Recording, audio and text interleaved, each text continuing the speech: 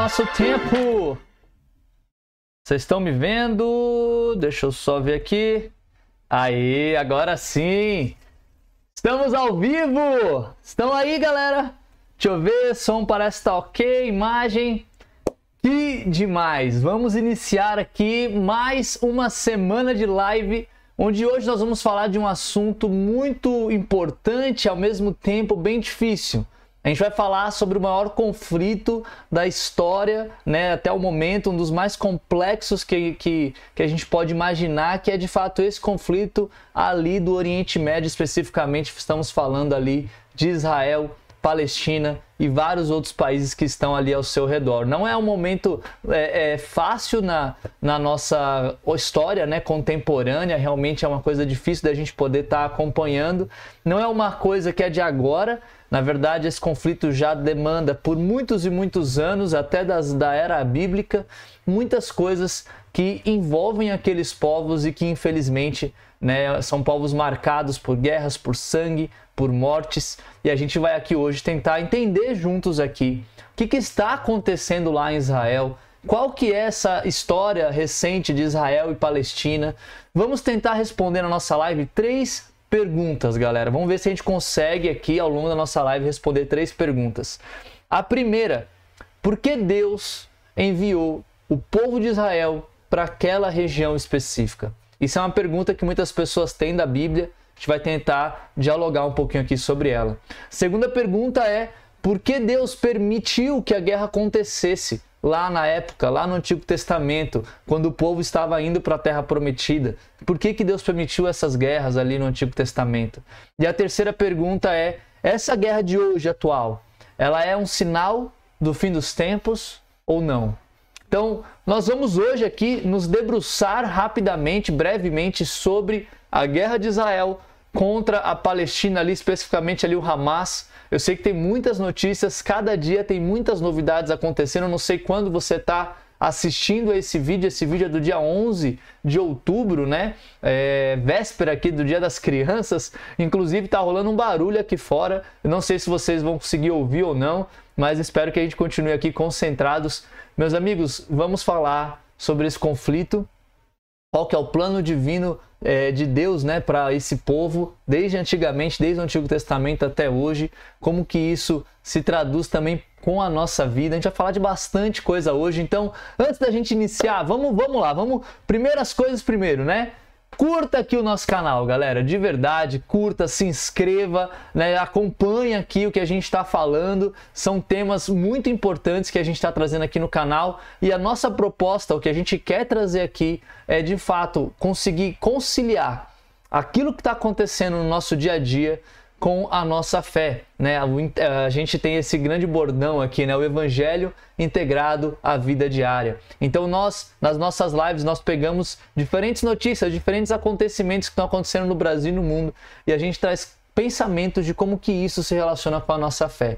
E o canal como um todo, né? Não só esse quadro aqui, não só essas lives semanais, mas o canal como todo, os cursos que eu faço na Udemy e outras questões que eu faço lá no Instagram, no TikTok, todo o conteúdo que a gente produz aqui é de fato para te ajudar a viver uma vida integrada com a sua fé, com aquilo que você acredita, de fato conseguindo enxergar Deus em cada coisa, viver uma vida cristã verdadeiramente, não uma vida religiosa. Enfim, isso é assunto para outro vídeo. Hoje nós vamos falar aqui de Israel. Então, enquanto vocês estão chegando aí, galera, deixa eu ver. Já tem alguém aí? Se já tiver alguém, gente, coloca aí no chat. Deixa eu ver aí quem já está por aqui. A gente vai, deixa eu explicar brevemente a lógica, né, que a gente vai percorrer aqui na nossa live, que é importante estar claro. Primeiramente, nós vamos falar sobre esse histórico recente de Israel, o surgimento do Estado de Israel, como que aconteceu os conflitos ali de Israel e Palestina, como que se chegou ao que hoje está acontecendo, que é a guerra de Israel ali contra a Palestina. Então a gente vai falar primeiramente sobre esse histórico recente, Depois nós vamos fazer uma regressão, vamos voltar ali ao tempo bíblico, falar de algumas relações de conflitos que já existiam na época do Antigo Testamento e vamos tentar responder essas 3 perguntas que eu falei. Por que Deus enviou o povo de Israel para aquele local específico? Por que Deus permitiu as guerras ali no Antigo Testamento, especialmente ali as guerras de conquista da Terra Prometida? E também vamos falar aqui se essa guerra atual ela é um sinal do fim dos tempos. Gente, essas são perguntas que você, se você entende um pouquinho do que eu estou falando, você sabe que são perguntas profundas. Assim, é difícil a gente conseguir trazer todo esse histórico tanto geográfico quanto de entendimento teológico. Realmente a gente tem pouco tempo aqui para falar de tantas coisas. Então, ao longo da live, eu vou recomendar alguns vídeos, eu vou recomendar alguns livros, caso você queira ler e se aprofundar. Vou recomendar também outros cursos, assim, coisas que você pode se aprofundar mesmo para você poder entender com mais profundidade, com mais seriedade, o que é isso que a gente está falando. Aqui o meu propósito não é nem um pouco de esgotar esse assunto, mas é de fato fazer com que a gente inicie aqui um pensamento crítico, uma ideia bíblica, teológica e histórica sobre o que está acontecendo. E eu espero de verdade que a gente possa caminhar nessa linha lógica aqui juntos e que você, se quiser, pode ir se aprofundando nesses outros temas aí, que conforme eu for nesse tema, né, nesse grande tema, conforme eu for dando as indicações de livros e outros vídeos e coisas nesse sentido. Não se preocupe que todos os vídeos que eu for recomendar, eu vou deixar aqui no link da descrição, na descrição para vocês já estarem mais fácil aí de assistir. Então vamos lá, galera, vamos iniciar a nossa live de hoje falando aqui primeiramente desse período histórico. Opa, agora sim. Vamos para o nosso slide, nosso querido slide.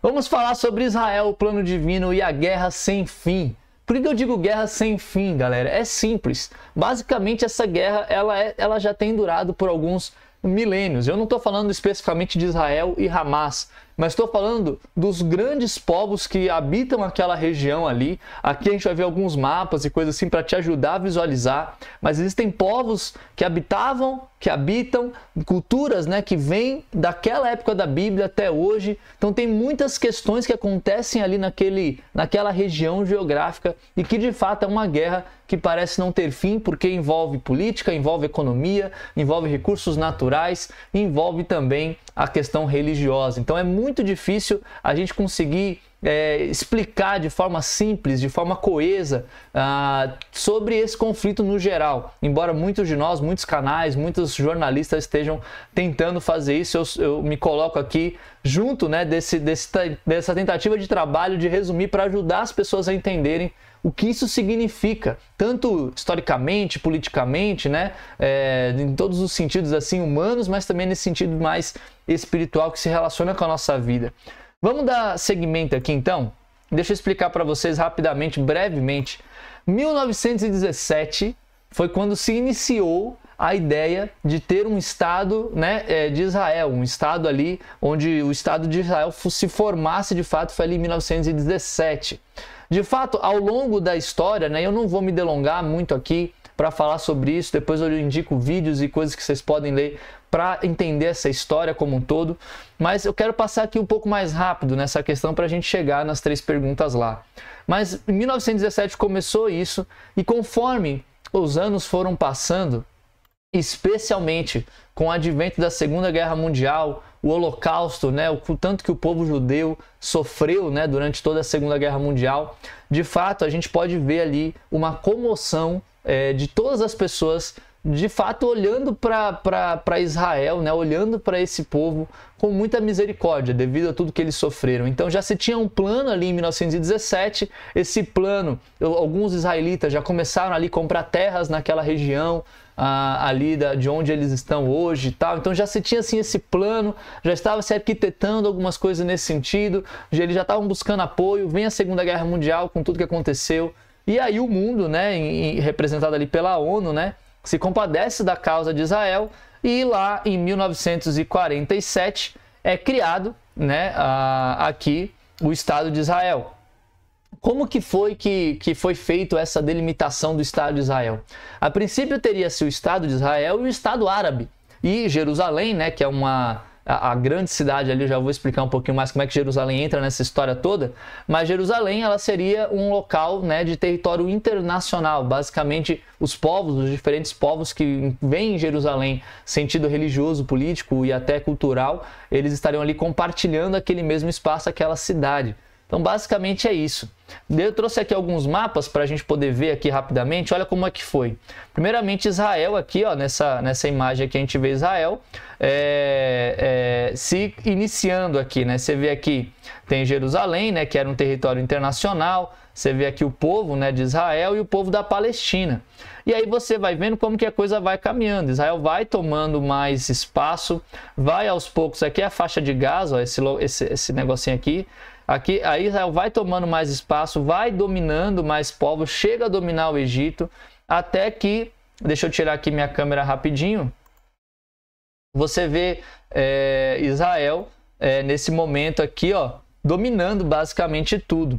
Tem um outro slide aqui que a gente pode ver, deixa eu voltar aqui a minha câmera rapidinho, onde a gente pode ver aqui como que o povo palestino, né, ele foi se colocando, né? Antes a Palestina representava toda essa região. Quando foi criado o Estado de Israel, nós vemos aqui, né, Israel e a Palestina um pouco mais comprimida, com as guerras, né, que aconteceram. E aqui foram várias guerras. Desde que Israel foi formado, os povos ali da região não gostaram disso de forma nenhuma. E eles se uniram em diferentes guerras. Você pode já ter estudado, né, a guerra do Yom Kippur, a guerra dos 6 dias, a guerra de independência. Vários povos ali foram contra Israel, e Israel ao longo do tempo ele ganhou algumas, né, maioria na verdade, perdeu algumas, mas no geral Israel ele saía vitorioso, por isso ele conseguia dominar muito espaço geográfico, de terreno ali, até que Israel foi acordando ali alguns acordos de paz. Se a gente voltar aqui no slide, você vê por exemplo aqui, ó, que o Egito, parte do Egito pertence aqui a Israel, mas depois Israel ele faz um acordo, ó, e você vê que ele perde aqui, ele devolve, na verdade, essa parte do Egito. Na verdade, esse tamanho que Israel devolve é um tamanho até maior do que o próprio Estado de Israel, né? Quando você vai parar para pensar geograficamente. Então, muitas coisas acontecem, né? Esse acordo de paz com o Egito, por exemplo, foi em 1979, né?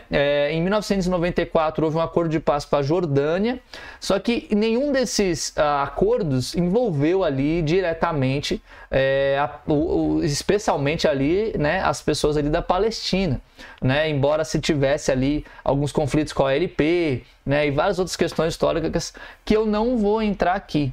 Muitos foram, deixa eu voltar aqui, deixa eu colocar assim. Muitos foram os acordos de paz que foram tentados. Muitas pessoas tentaram ali se colocar, né, como mediadores daquela questão. Pessoas dos Estados Unidos, o próprio Brasil e vários outros países tentaram fazer isso. De fato, né, muito se tentou para chegar em algum local que pudesse trazer algum certo equilíbrio ali naquela região, que é uma região importante para o mundo, uma região de petróleo, uma região, enfim, bem significativa para a Terra como um todo, né?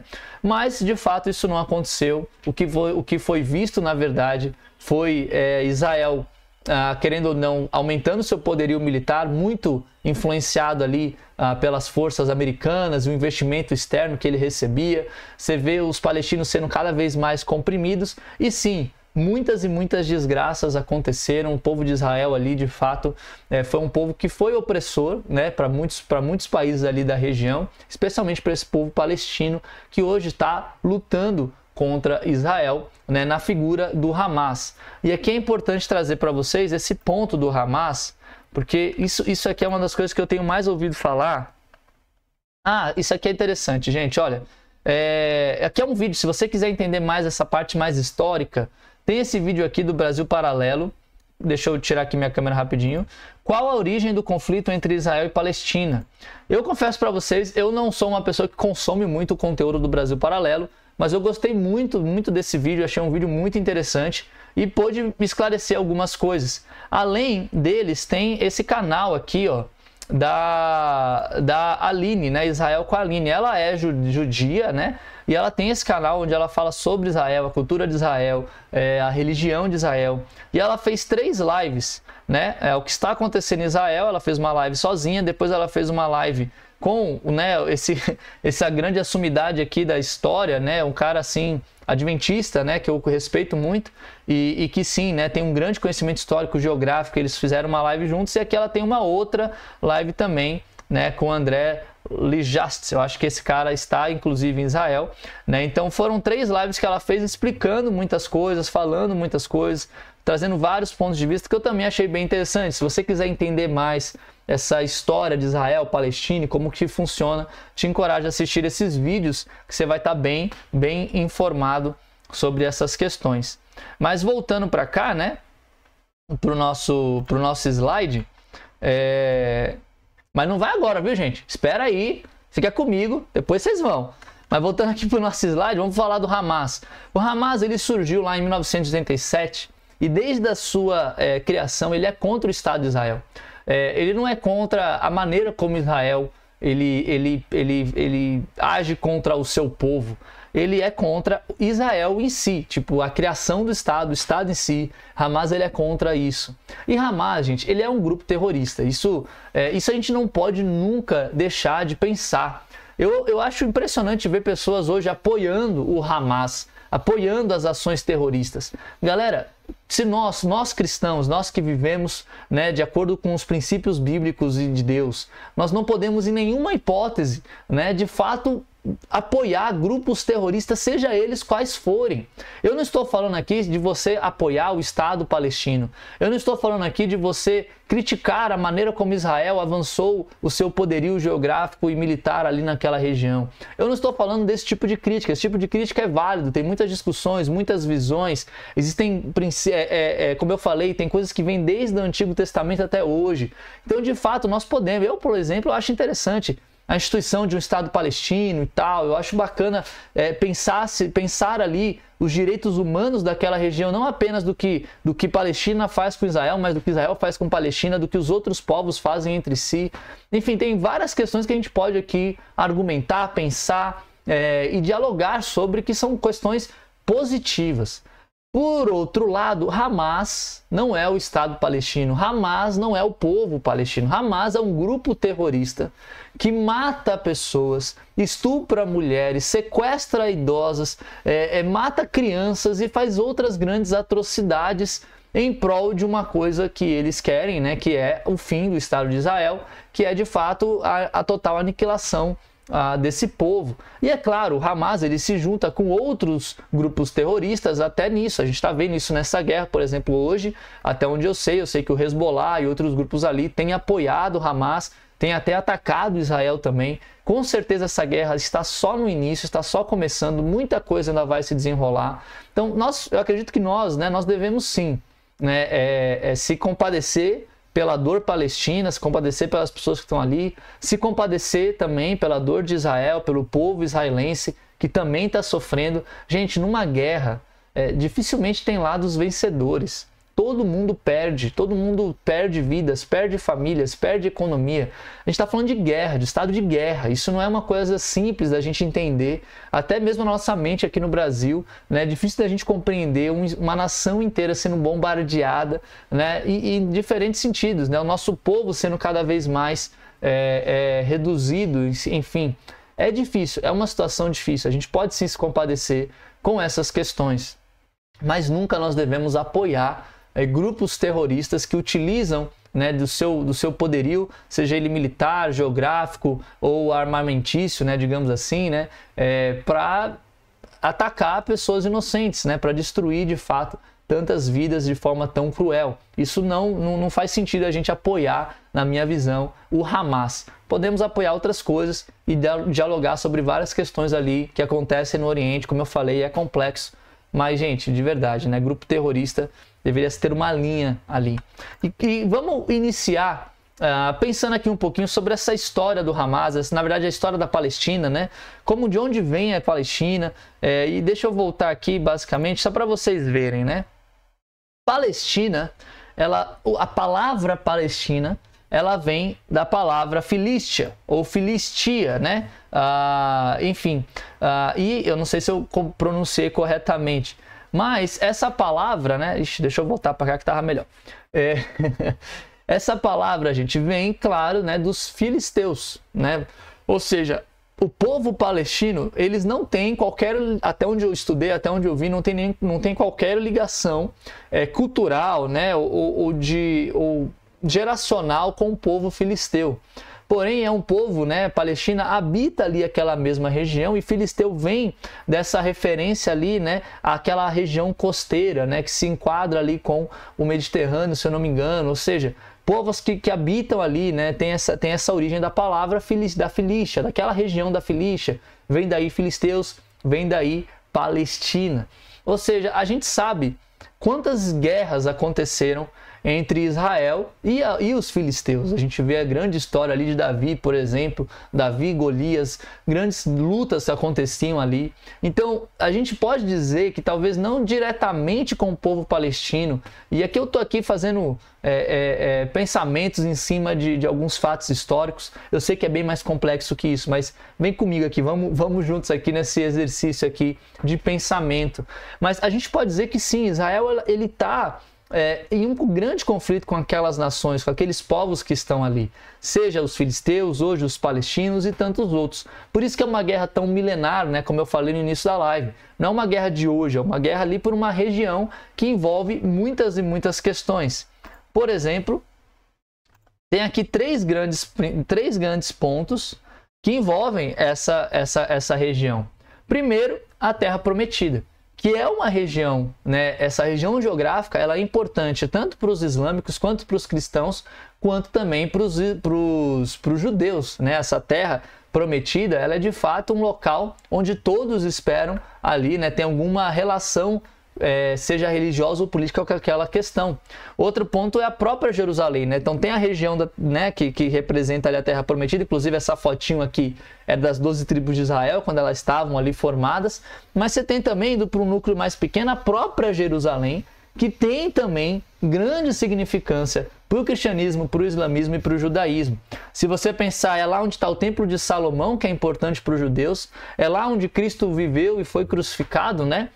Que é também importante para os cristãos, e é lá também onde Maomé ele também realiza grandes coisas ali, tem vários outros templos e homenagens ali a Maomé, também ali em Jerusalém. Então você vai diminuindo o escopo, você vai vendo como a coisa vai ficando cada vez mais complexa e ao mesmo tempo mais fechada ali, né, nas questões. E entre eles tem aqui o Muro das Lamentações. Se eu tirar minha câmera aqui rapidinho, que também é algo muito importante para as três religiões. Ou seja, quando você vai olhando cada vez mais de perto as origens do conflito, é difícil você conseguir pegar, resolver uma guerra de Israel e Palestina, quando até um muro já é um motivo de caos e de debate. Então você pega o muro, você pega Jerusalém, a cidade, você pega o templo, você pega a região como um todo. Não é uma coisa fácil, galera. Não é uma coisa fácil, como eu falei, vem de muito tempo. Então, em todos os sentidos, isso é bem complicado. Então, eu quero te convidar aqui para a gente voltar para a Bíblia e tentar entender, primeiramente, por quê? Por que Deus escolheu esse local para o povo de Israel ir? Eu acho que isso aqui é uma das perguntas que mais as pessoas têm dificuldade de entender, mais as pessoas têm dúvidas, e eu quero ajudar vocês a entender por que estamos onde estamos, por que essa região é tão importante, por que Deus mandou o povo para lá e por que isso tem gerado tantas guerras. Vamos lá, primeiro vamos para as Escrituras. Vamos ler Isaías, capítulo 2, versículo 1 ao 6. Deixa eu abrir aqui. Espero que vocês estejam aqui comigo. Vamos lá, galera. Foi isto que Isaías, filho de Amós, viu a respeito de Judá e de Jerusalém. Nos últimos dias, o monte do templo do Senhor será estabelecido como o principal. Será elevado acima das colinas e todas as nações correrão para ele.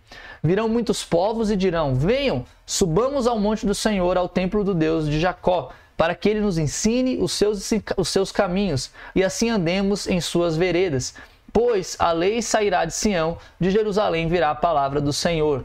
Ele julgará entre as nações e resolverá contendas de muitos povos. Eles farão suas espadas arados e de suas lanças foices. Uma nação não mais pegará em armas para atacar outra nação. Elas jamais tornarão a preparar-se para a guerra. venha, ó descendência de Jacó, andemos na luz do Senhor. Certamente abandonaste o teu povo, descendente de Jacó, porque eles encheram de superstições os povos do leste, praticam adivinhações como os filisteus e fazem acordos como pagãos. Olha que interessante essa escritura aqui de Isaías. Vamos dar aqui um contexto bíblico histórico aqui, né? Essa escritura é claramente uma escritura que está ali profetizando o reino de Deus, a vinda de Jesus Cristo. E a gente hoje, olhando com os olhos ocidentais, olhando também numa perspectiva histórica, nós olhamos para essa escritura e nós entendemos perfeitamente o que Deus está falando aqui sobre a nova Jerusalém, né, Sião, como que vai ser o fim, essa grande conquista, né, digamos assim, essa grande vinda de Jesus Cristo.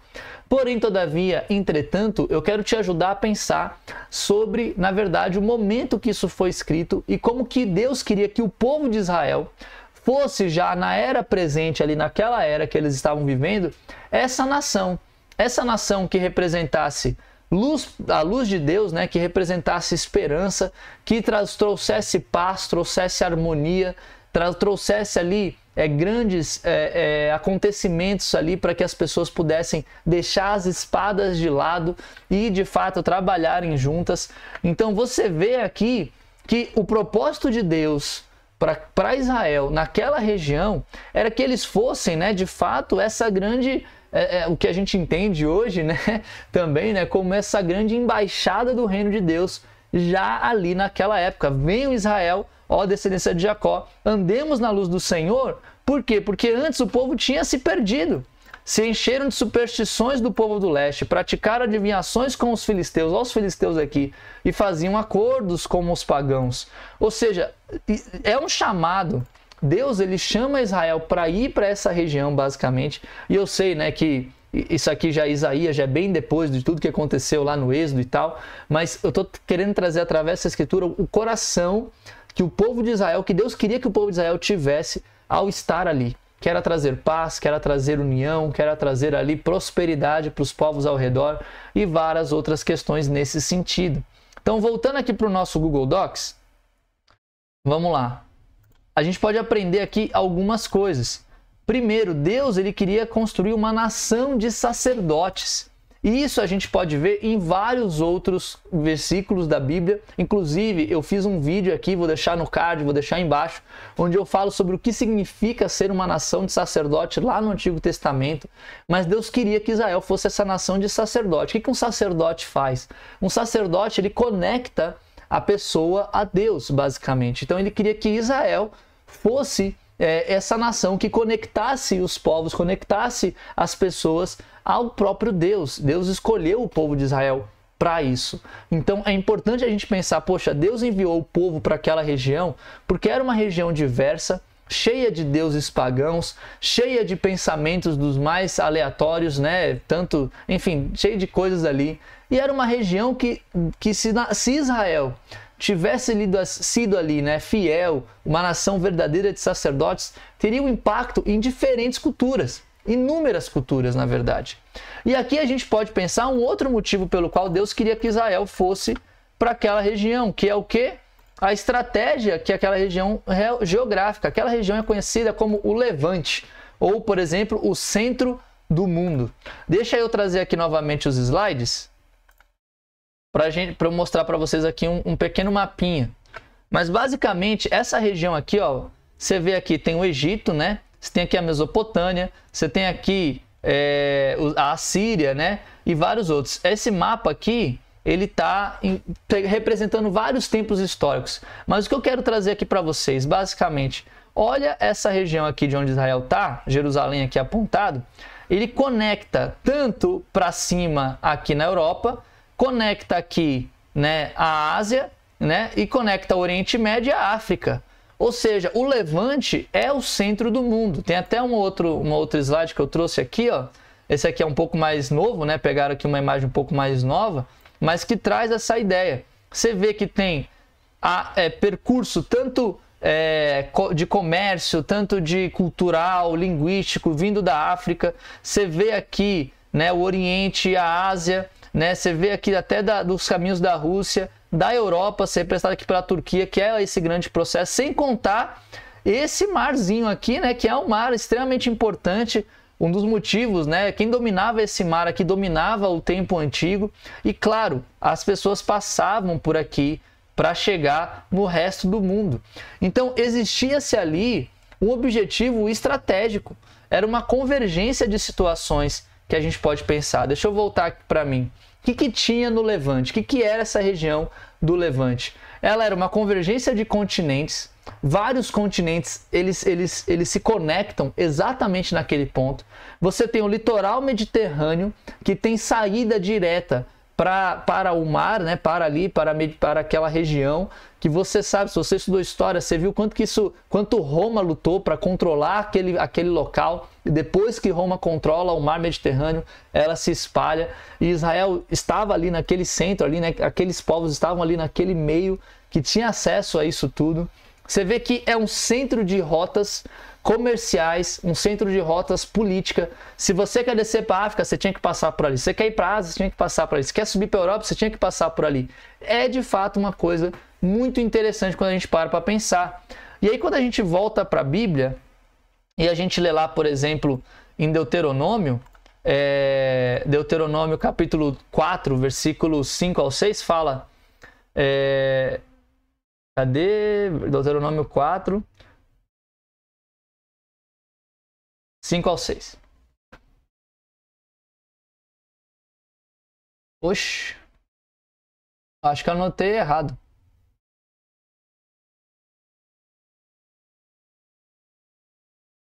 Bem, vamos ler. Eu acho que aqui está em outra versão. Ah, não, tá aqui. Desculpa, galera. Vamos lá. Diz o seguinte, é isso mesmo. Eu lhes ensinei decretos e leis como me ordenou o Senhor, o meu Deus, para que sejam cumpridos na terra na qual vocês estão entrando para dela tomar posse.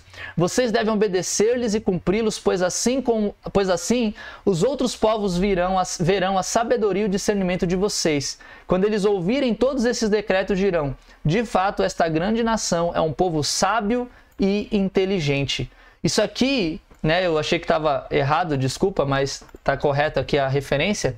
De fato, Deus, ele fez todas as leis, os decretos, tudo aquilo que a gente fala, nossa, por que Deus trouxe a lei para a terra, né? Porque Deus deu a lei aos homens para revelar a sua vontade, revelar aquilo que Deus quer para a humanidade, como que ele se relaciona. E você vê, né, lá depois Jesus, ele trazendo, olha, a lei basicamente se resume em duas grandes coisas, amar a Deus, né, e amar ao próximo como eu os amei.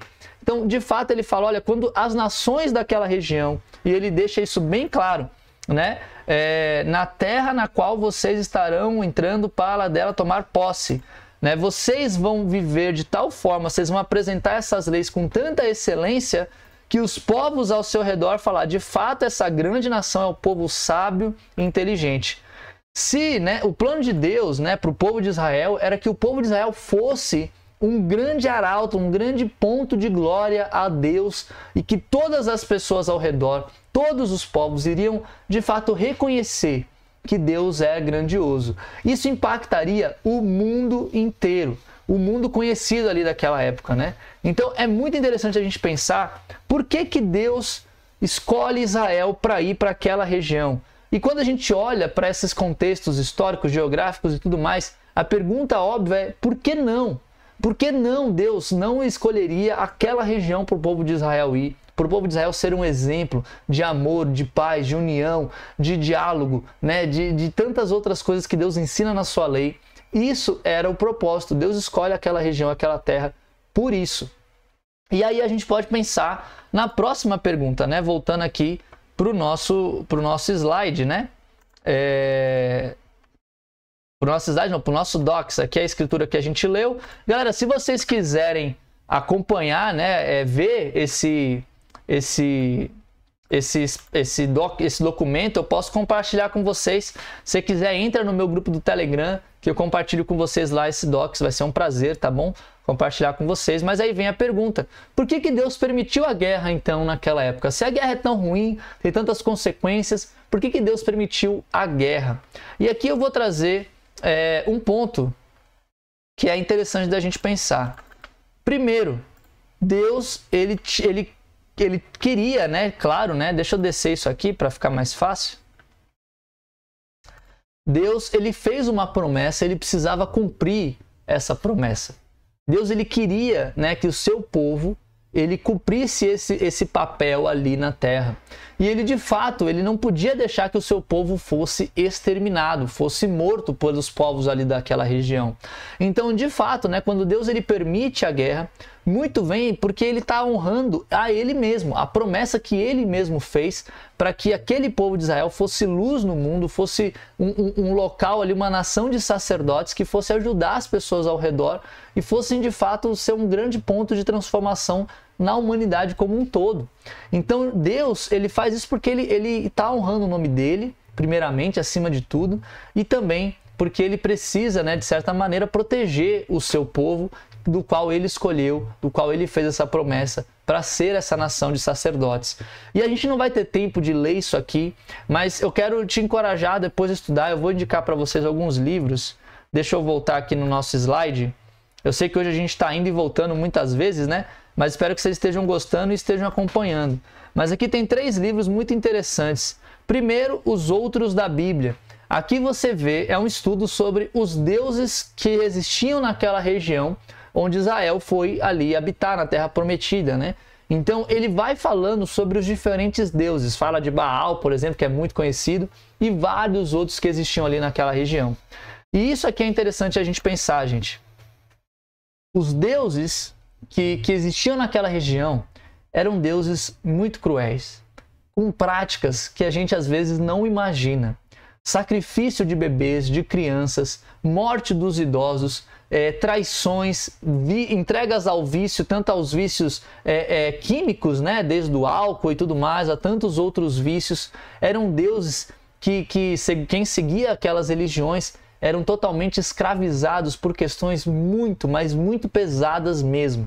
E esse livro, você vai ter uma noção, né, do que era que o povo de Israel estava ali enfrentando naquela época, que tipo de deuses existiam ao redor e como era perigoso e danoso para todo mundo ali, né? Não só para o povo que adorava aquele Deus, mas para qualquer um que estivesse ao redor. De fato, era uma situação delicada e que envolvia a morte e o sofrimento de muitas pessoas. Então, se você quer entender um pouco sobre os deuses daquela época, lê esse livro, é muito bom. Outro livro é de N.T. Wright, Jesus, Ontem, Hoje e Sempre.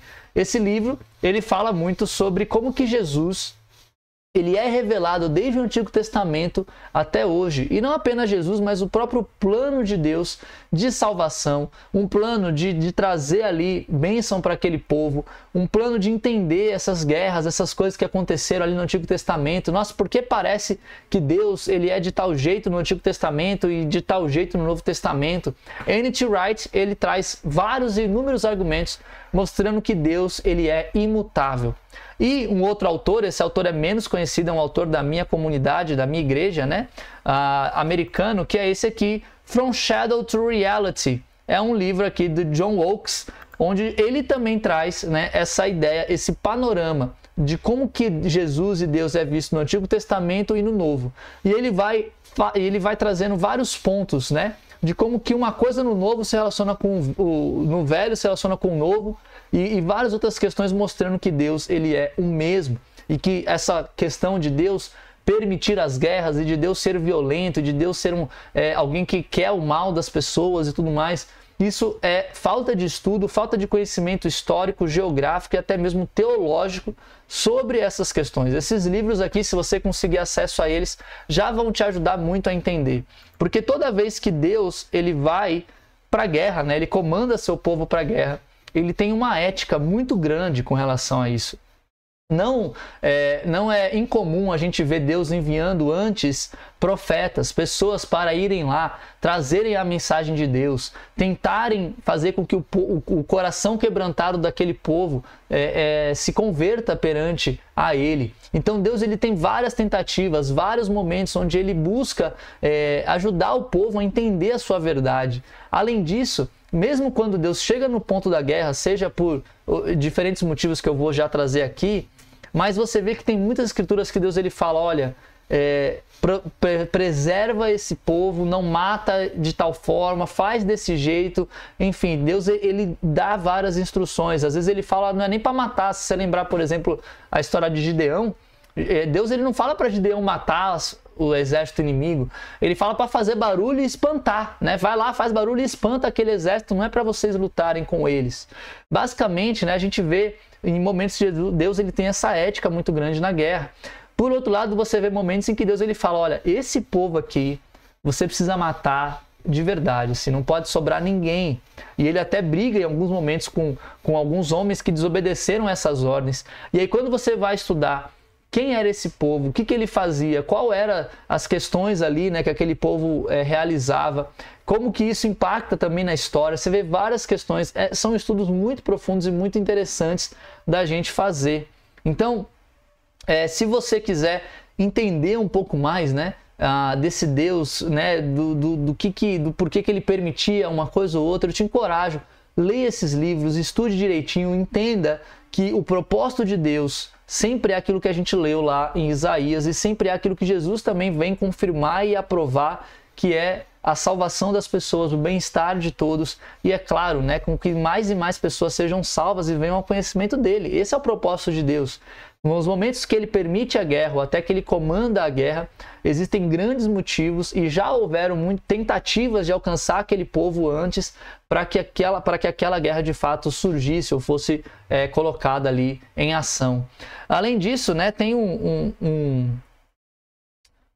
curso, né, que eu fiz lá na Udemy falando sobre entendendo o reino de Deus, estudo e prática cristã. Se você quiser se aprofundar ainda mais sobre como que o reino de Deus é falado desde o Antigo Testamento até o Novo, eu te encorajo a você fazer esse curso aqui. Eu trago sim questões mais escatológicas e falo um pouquinho do fim dos tempos, mas a minha proposta é ajudar você a entender como que Deus ele vai costurando de forma bela, maravilhosa, a ideia de reino, a ideia de rei, né, a ideia de súditos, nós que somos, né, dele, e como que isso se apresenta no Antigo Testamento, se fortalece no Novo e é um grande chamado para a nossa vida hoje. Se você está curioso para saber mais sobre isso, vai lá e assiste esse curso que é muito bom. Vou deixar o link aqui na descrição. Mas enfim, voltando a falar das guerras, a gente vê que existem motivos pelas guerras acontecerem. Pode ser conflitos territoriais, pode ser ali guerras de defesa, né? Às vezes o povo de Israel estava se defendendo, guerras também religiosas, às vezes, como eu falei, tinham-se deuses ou práticas pagãs ali que eram muito negativas, não só para o povo que as praticava, mas para toda a região ao redor. Você pode ver que existiam vários momentos ali e aí eu te encorajo a estudar sobre isso. E aqui, meus amigos, tem uma escritura que eu queria ler com vocês, que é essa escritura aqui de Isaías 2. Opa, não é Isaías 2, é Isaías 42. Deixa eu corrigir aqui. 42 do 25 ao 24. 24 ao 25, né? Coloquei errado. Mas vamos lá comigo. Espero que vocês estejam gostando disso tudo aqui, galera. Eu sei que hoje está um pouco mais denso, é muito assunto pra gente, mas vamos lá, que esse aqui é interessante. Outro motivo pelo qual Deus ele permitia as guerras era para ensinar o próprio povo dele. Porque Deus ele queria que o povo fosse uma nação de sacerdote, fosse um grande exemplo para aquele local. Então, muitas vezes o povo de Israel ele se desviava de Deus, ele não queria andar nos princípios de Deus e por conta disso Deus permitia que a guerra acontecia também, para ensinar e fazer o seu povo a amadurecer, como a gente vê aqui no versículo 24. Quem entregou Jacó para tornar-se despojo e Israel aos saqueadores?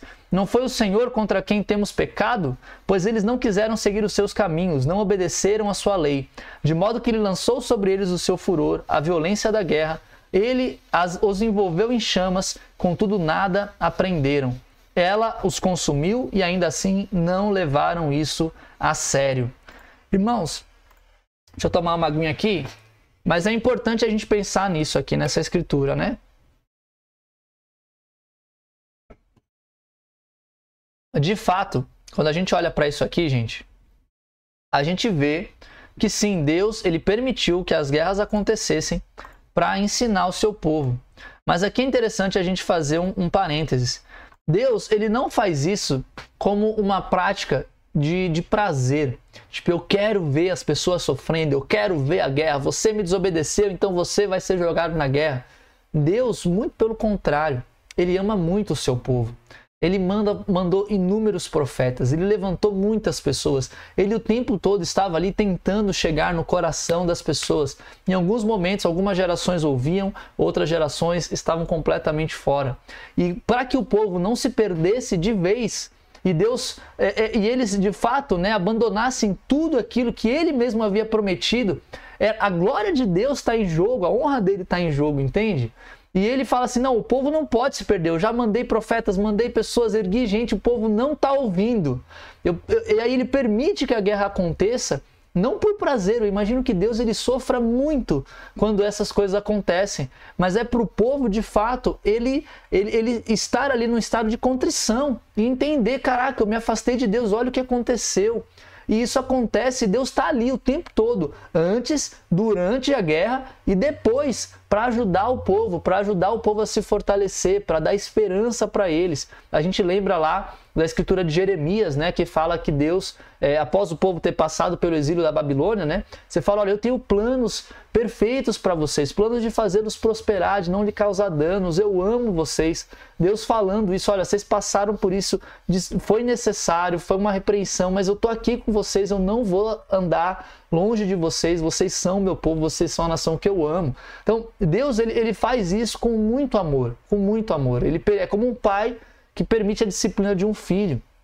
E às vezes a gente não entende isso, mas é importante a gente pensar. Eu sei que esse é um conceito difícil, às vezes, e profundo, mas essa ideia geral que se você se aprofundar nesse entendimento, se você estudar mais sobre isso, você vai enxergar muito a graça e a misericórdia de Deus, mesmo em meio à guerra. Mas aí vem aquela grande e última pergunta, né? Essa guerra que a gente está vendo hoje, ela é um sinal do fim dos tempos? Que isso é uma outra coisa que as pessoas estão dizendo. A gente foi acompanhando aqui, né, um pouquinho desse histórico bíblico aqui sobre as guerras e como que Deus enxerga as guerras, como que Deus age nesse processo, né? Por que aquela região ali é tão importante para Deus e para a história da humanidade. E aqui a gente vem esse período agora. Essa guerra é sinal do fim dos tempos? Galera, eu quero trazer aqui 2 vídeos para vocês.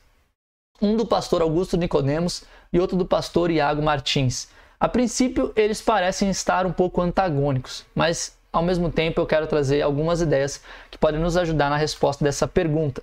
Então vamos comigo aqui, vamos assistir o vídeo, ok? Desses 2 pastores, trazendo ali suas opiniões. Lembrando que o vídeo do Augusto Nicodemos, ele é um vídeo gravado em 2021, tá bom? Não é desse ano, mas ele já estava falando disso há um tempo atrás, tá bom? Então vamos lá. Vou dar play. Acontecendo em Israel é cumprimento de profecias. Mas a posição escatológica que eu tenho, que é o amilenismo, não considera mais Israel como tendo ainda algum papel dentro da história da redenção. O que Deus tinha para fazer com os judeus e com a nação de Israel, ele já fez. Agora, o seu povo não é mais a nação de Israel, mas são todos aqueles, inclusive judeus, todos aqueles de todas as nações que creem no Senhor Jesus Cristo. Então, eu não creio que esses acontecimentos recentes em Israel eles tenham qualquer significado profético, porque o que havia de profecia a ser cumprida com relação a Israel, Deus já fez. E agora nós vivemos no tempo da igreja, o povo de Deus, o único povo de Deus, composto de pessoas de todas as nações que creem no Senhor Jesus. Para algumas pessoas... Interessante aqui, né? E agora vamos ver o outro vídeo do pastor Iago Martins, onde ele também comenta sobre isso. Vamos lá.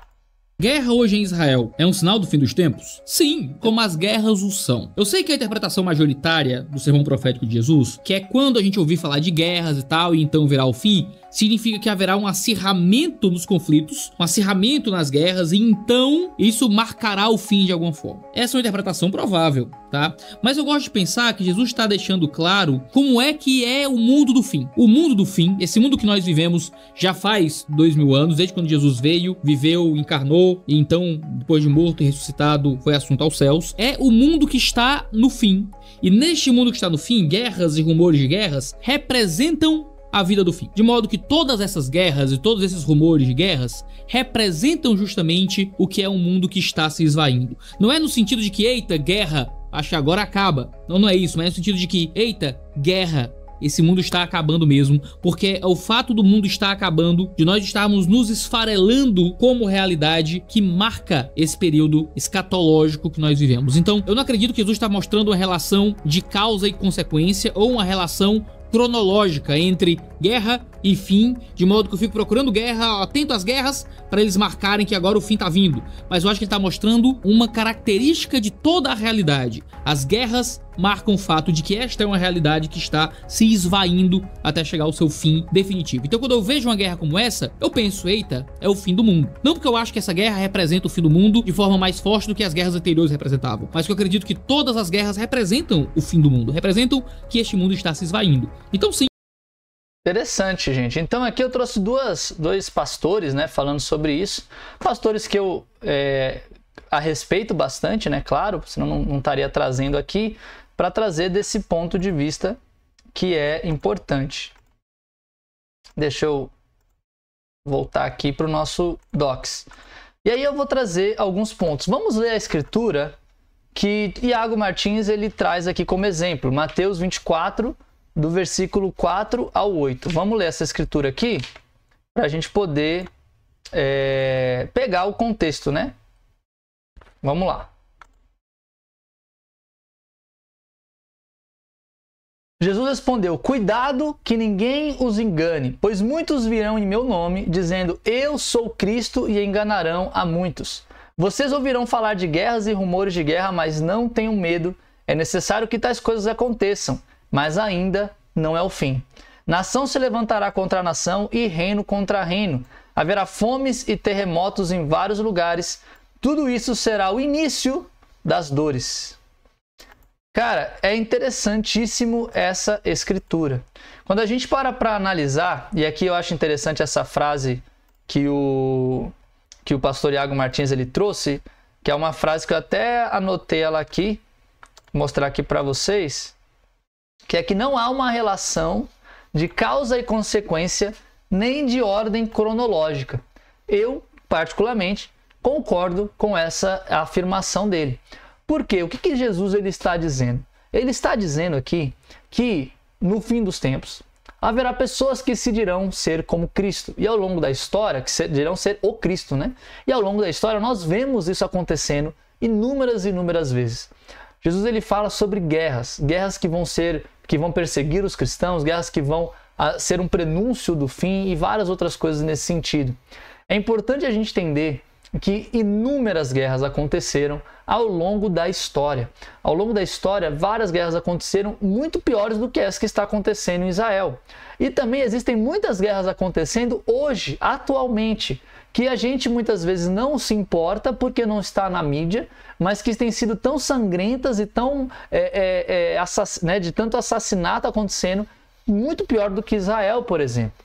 Então, a gente pode olhar, né, por exemplo, se a gente pensar alguém que viveu ali no início da igreja, lá em Roma, quando Roma estava perseguindo os cristãos. Uma pessoa olhou aquilo e falou, gente, é o fim dos tempos. Inclusive, existem várias escrituras onde Paulo ele fala, olha, gente, não é para vocês viverem como se Jesus fosse voltar amanhã. E aí deixa de trabalhar, deixa de fazer as coisas, deixa de ajudar o próximo. Né? Paulo fala, viva, né? E foque em Jesus Cristo. Vocês não sabem quando vai ser o amanhã. O próprio Jesus fala, ninguém sabe como vai ser o amanhã. Mas imagina esse período histórico, esse período ali onde as pessoas estão ali sendo perseguidas e não vendo esperança em nada. E ao mesmo tempo achando que de fato o mundo ia acabar. O tempo passa, muitas coisas acontecem. A gente vê, por exemplo, estou aqui tentando resumir muitas coisas historicamente, né? Mas pega ali, por exemplo, toda essa história da Idade Média. Você vê as cruzadas, você vê a queda ali, né, de Constantinopla, a vinda dos muçulmanos. Tantas coisas foram acontecendo ao longo da história. Sem contar, na era mais próxima, Primeira e Segunda Guerra Mundial. Gente, quantas atrocidades foram feitas ali nas trincheiras da Primeira Guerra Mundial? Quantas atrocidades foram feitas ali, por exemplo, com o próprio povo judeu, como a gente falou aqui na live já, na Segunda Guerra Mundial e tantas outras questões. A gente vê hoje acontecendo guerras ali no Oriente Médio, né, e na África, que tem realmente transformado a vida de milhares e milhares de pessoas e ceifado a vida de muitos. Então é muito importante a gente pensar, nossa, isso aqui tudo é um sinal do fim dos tempos? Sim, é um sinal do fim dos tempos. Claro que é um sinal do fim dos tempos, porque isso faz parte do ser humano que está cada vez mais afastado de Deus, cada vez mais entregue aos seus pecados, e é claro, nesse mundo de orgulho, de autocentrado, né, um mundo egoísta, autocentrado, olhando para si mesmo, que pensa apenas na sua própria glória e não na glória de Deus, isso vai acontecer, isso é um grande sinal dos fins dos tempos. Essa guerra em específico, ela é algo que marca ali, né, que delimita que o fim dos tempos está chegando de verdade, e aí eu volto lá para o pastor ali, o Augusto Nicodemos, que eu sei que ele tem uma linha arminiana, né, da qual, enfim, tem coisas ali que a gente pode dialogar bastante ou não, né, dependendo do ponto de vista, mas de certa maneira é interessante a gente ver a visão dele, né, de que de fato hoje o povo de Deus é um só. E essa foi a grande discussão ali de Pedro com Paulo, né? Não a grande discussão, enfim, eles tinham segurança disso, né? De que Deus veio para os gentios, mas um pregando para os judeus, outro, Paulo, né? Pregando, por exemplo, para os gentios. E você vê que o Espírito de Deus, ele vai ali unindo as pessoas, né? O sangue de Cristo vai nos unindo também. Então, tem muitas coisas que vai nos unindo. E as pessoas falam, mas tem o templo de Jerusalém, o terceiro templo, isso aí é uma profecia, não é? Gente, eu não vou entrar aqui nessas questões teológicas, escatológicas, porque não é o ponto, e a nossa live aqui já está também findando, né? Já estamos aqui há um bom tempo, mas é importante a gente pensar o que é o templo. O próprio Jesus, ele falou, olha, destruam esse templo que eu virei e construirei em 3 dias novamente, né? Ou seja, o templo é de fato o templo de Israel, ou o templo é de fato algo mais espiritual, é o corpo, é o corpo da igreja, ou é outras coisas mais profundas. São vários estudos que vale a pena a gente estudar. Tudo isso, independente do que aconteça, o que eu quero ajudar a gente a pensar é que sim, gente, estamos caminhando para o fim dos tempos. Independente se guerra A, guerra B, momento histórico A, momento histórico B, templo de Jerusalém, templo do corpo, templo de não sei aonde, não importa o que esteja acontecendo, se o rio está secando, se o rio está cheio, né? Tem várias pessoas o tempo todo falando sobre vários sinais dos fins dos tempos, que eu entendo, sim, gente, são sinais dos fins dos tempos, estamos caminhando sim, cada ano que passa, cada momento que se passa, nós estamos sim mais perto do fim, mas isso não deveria ser de forma nenhuma motivo, e aqui, né, traz esse ponto, né, todas as guerras são um sinal do fim dos tempos, como o pastor Iago Martins fala, mas aqui eu quero trazer um cuidado para vocês, gente. A gente precisa tomar cuidado com algumas questões, por exemplo, essa teologia do medo. Teologia do medo, o que é isso, Caio? Por sabermos que o fim está chegando, a gente começa a instaurar medo nas pessoas. Jesus, ele deixa muito claro. Ele fala lá em Mateus 24, que a gente acabou de ler, deixa eu voltar aqui, né? Ele fala, olha, vocês ouviram falar de guerras, né? E muitos rumores de guerras, mas não tenham medo, é necessário que essas coisas aconteçam. O próprio Jesus, ele não traz essas notícias com medo, com pesar, e eu vejo hoje muitos cristãos, muitas pessoas de diferentes denominações e visões de vida, dizendo, olha, o fim está chegando, o fim está próximo, essa guerra é o sinal do apocalipse, Jesus está vindo, e traz um medo e cria uma dependência no medo, assim, de que as pessoas têm que se voltar para Deus, porque senão elas vão morrer. A gente não deve ter medo da guerra ou do fim dos tempos. A gente deve ter medo de estar longe de Deus. Esse deve ser o nosso medo, nosso temor, não é nem medo, nosso temor. Temos que temer o fato de estar longe de Deus. Se vai chegar agora, se vai chegar depois, qual que é o processo? Gente, tem coisas que a gente não sabe. Tem coisas que cabe a Deus de fato revelar. E o próprio Jesus fala, ninguém vai saber o dia e a hora. Eu virei como um raio, um relâmpago. E a gente precisa entender que a gente não pode se render à teologia do medo e causar medo nas pessoas. Tá tudo ruim, tá tudo terrível. Talvez não, talvez o mundo continue por mais um século ou muito mais, talvez por um milênio. A gente não sabe. O que a gente precisa fazer é viver de acordo com o que Deus nos pede, assim como Deus fala desde o Antigo Testamento, lá em Isaías, lá em Deuteronômio, como a gente leu, sermos uma nação de sacerdotes, um povo escolhido de Deus. Esse é o nosso chamado. Outra coisa que a gente tem que tomar cuidado, a gente deve focar em Jesus, gente, não no fim. O nosso foco tem que estar em Cristo. Opa, deu aqui uma falha aqui rapidamente aqui na transmissão, deve ter dado uma cortadinha, mas vou recapitular aqui rapidamente só para a gente continuar aqui nesse finalzinho que é importante, mas fica aqui comigo. Gente, foque em Jesus e não no fim. Esse é o ponto, um dos pontos que a gente tem que ter cuidado. A gente fica focando tanto no fim, e aí vem com essa teologia do medo, que nos traz medo, nos coloca para baixo. E aí a gente vai olhando isso e a gente deixa de focar em Jesus Cristo. Nós temos que olhar para Jesus como esse grande arauto de esperança. É em direção a Ele que nós estamos indo. O fim vai ser difícil. O fim vai ser cheio de dificuldades, vai ter tribulações. Jesus Cristo, ele disse isso. Vai ser difícil esse processo todo. Mas o nosso foco deve estar nele. Deve ser em Jesus Cristo. A gente não pode desviar. Além do mais, pode ser que Jesus volte amanhã. E pode ser que todos esses sinais que estão acontecendo, de fato, sejam sinais de que Jesus vai voltar logo mais. Daqui 2 anos Jesus está voltando. Mas pode ser que Jesus volte daqui 1 milênio, daqui 1 século, daqui muito tempo. Como que você está vivendo? Essa é a pergunta. E a pergunta que mais é importante da gente se fazer. Às vezes o fim não vai chegar para todo mundo. Às vezes o fim vai chegar só para você, rapaz. Às vezes só você vai morrer, você vai atravessar ali a rua e vai vir um carro desgovernado, vai cair um raio na tua cabeça. Muitas coisas podem acontecer nesse sentido. E o fim chegou para você. Nós precisamos focar em Jesus.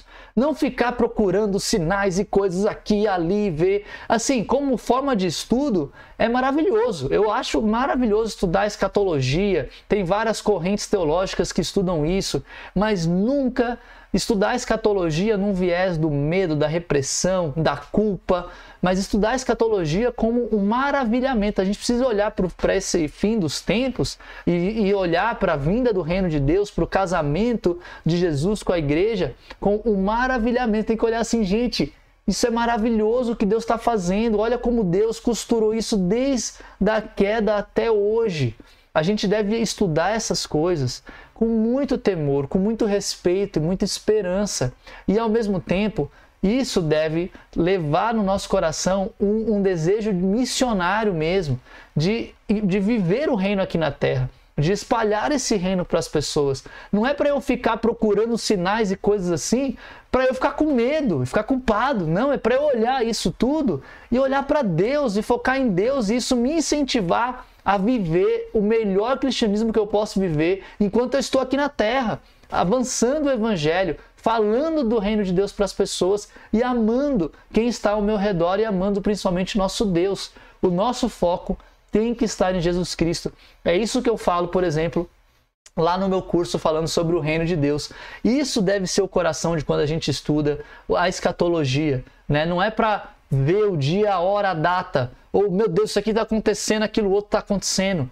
É para se render aos pés de Cristo, reconhecer o poder de Deus, agradecê-lo pelo privilégio de ser teu filho e viver de uma forma que vai trazer mais e mais pessoas para essa conexão com Deus. Esse é o grande ponto. E aí a gente chega no final, que é a Escritura, gente. Que Deus ele fala, tenham ânimo, eu venci o mundo. Gente, pode acontecer 1 milhão de coisas, 1 milhão de guerras, muitas mortes. Isso vai acontecer, a própria Escritura lá em Mateus fala isso também, né? Que isso é só o início das dores, né? Então, assim, muitas coisas podem acontecer. Mas Jesus ele fala, tenham ânimo, encorajem-se, animem-se. Eu venci o mundo. Então, que a gente possa olhar dessa forma, gente. Eu estou aqui agora finalizando aqui a nossa live, né? Quero te agradecer se você chegou até aqui, se você acompanhou tudo isso. Gente, obrigado. Me diga aí nos comentários o que você achou. O que você achou desse panorama de Israel, da Palestina, das guerras. O que você achou dessas perguntas? Ficou claro? Eu sei que dá para falar muita coisa sobre isso. Deixa aqui nos comentários o que você achou. E vamos juntos construindo cada vez mais, né, um relacionamento com Deus e uns com os outros que nos aproxime do verdadeiro evangelho, ok? Não esqueça de deixar o seu like, curtir aqui e vamos juntos nessa batalha. Te espero aqui, se inscreva no canal, né, para eu te ver nos próximos vídeos. Valeu, galera!